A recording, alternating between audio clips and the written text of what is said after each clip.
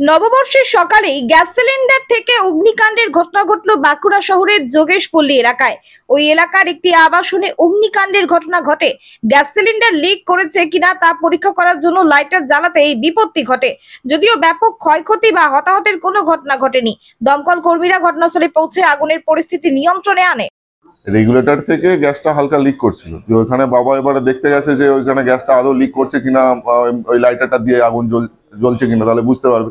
ওই just fire করেছে, আগুন লেগে গেছে সঙ্গে সঙ্গে। আর কোনো ফ্র্যাকশন অফ সেকেন্ডের মধ্যে আগুনটা লেগে গেছে, নেভানোর কোনো সুযোগ পাওয়া যায়। তারপরে ফায়ার ব্রিগেডকে ফোন করা হলো। আগুনটা জ্বলছিল, জল দিয়ে চেষ্টা করেছিলাম যে নেভানোর, কিন্তু নেভানো যাচ্ছিল না। তারপরে ফায়ার ব্রিগেড এসে আগুনটা নেভালো। ক্ষয়ক্ষতি এখনো সেরকম কিছু হয়নি, বোঝা যাচ্ছে যে ভেতরে ঢুকলে বুঝতে পারবো ওই জায়গায় কাঠের ওই আলমারিগুলো কিছু পুড়ে টুড়ে গেছে কিনা। গ্যাসটা তো পুরো নষ্ট হয়ে গেছে, গ্যাসটার পাইপ টাইপগুলো সব নষ্ট হয়ে গেছে। আবাসনে অগ্নি নির্বাপনে আছে ওই যে ওই গ্যাসগুলো যেগুলো আছে, এগুলো ফায়ার এক্সটিংগুইশার গুলো আছে, কিন্তু এগুলো তো মানে ব্যবহার তো জানা নেই অতটা, সেটাই প্রবলেম। না, কোনো টেকনিশিয়ানও নেই। দেখলাম কি এখানে কিচেন রুম রান্না চলছিল, সেই সময় কোনো কারণে একটা গ্যাস লিকেজ থেকে গ্যাস সিলিন্ডার থেকে আগুন লেগেছিল। ঠিক আছে, যথারীতি আমাদের সঙ্গে সঙ্গে খবর দেওয়া হয় এবং আমরা কুইক সেটা এখানে অ্যাটেন্ড করি। প্লাস সঙ্গে সঙ্গে আমরা এক্সটিংগুইশার, প্রথমে আমরা এক্সটিংগুইশার চার্জ করে আগুনটা আমরা অ্যারেস্ট করি। তারপরে আমরা যে অ্যাপ্লায়েন্সেসগুলো আছে সেগুলো বা গ্যাস সিলিন্ডারগুলো এখান থেকে রিমুভ করে এখন ফায়ার কন্ট্রোলে আছে। ঠিক আছে, এখানে কোনো রকম কোনো ইনসিডেন্ট মানে ইনজিওর কিছু হয়নি, সবাই সুস্থ আছে।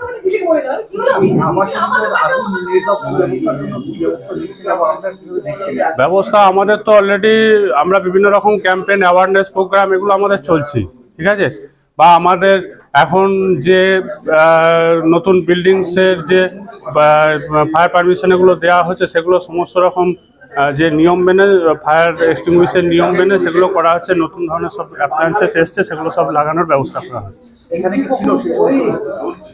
এগুলো দেখতে হবে, কারণ এগুলো বহুদিন আগে তৈরি হয়েছে, তো সেই ক্ষেত্রে হয়তো ওগুলো নাও থাকতে পারে, কিন্তু ফিউচারে যাতে এগুলো হয় বা থাকে সেগুলো আমরা আমাদের বিভাগ থেকে সেগুলো ব্যবস্থা। হ্যাঁ, এগুলো অলরেডি আমরা এগুলো মাঝে সাঝে ইন্সপেকশন আমাদের চলে।